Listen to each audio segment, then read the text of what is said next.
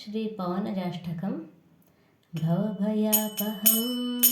भारतीपतिं भजकसौख्यदं भानुदीधितं भुवनसुन्दरं भूतिदं हरिं भजत सज्जना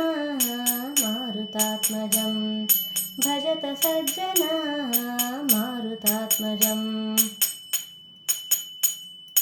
अमितविक्रमं हेञ्जनासुतं भयविनाशनं त्वब्जलोचनम् असुरघातिनं ह्यब्धिलङ्घिनं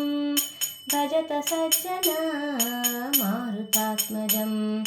भजत सज्जना मारुतात्मजम् परभयङ्करं पाण्डुनन्दनं पतितपावनं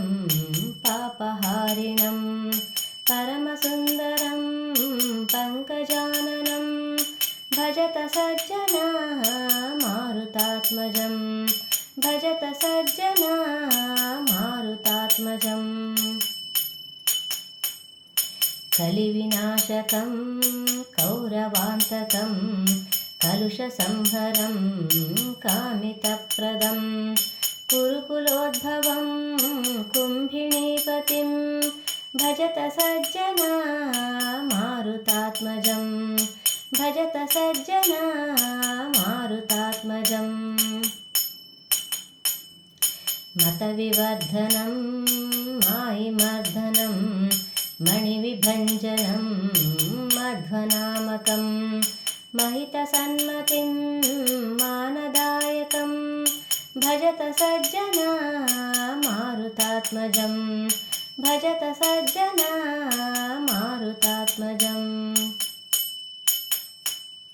द्विजकुलोद्भवं दिव्यविग्रहं दितिजहारिणं दीनरक्षकं दिनकरप्रभं दिव्यमानसं भजत सज्जना मारुतात्मजं भजत सज्जना मारुतात्मजम् कपिकुलोद्भवं केसरीसुतं भरतपङ्कजं भीमनामकं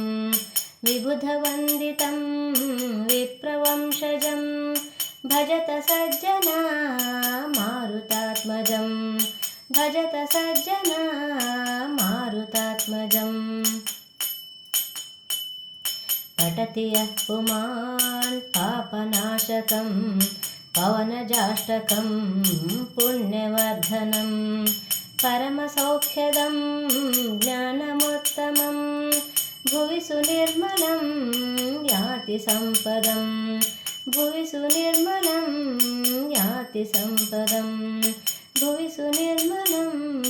याति सम्पदम्।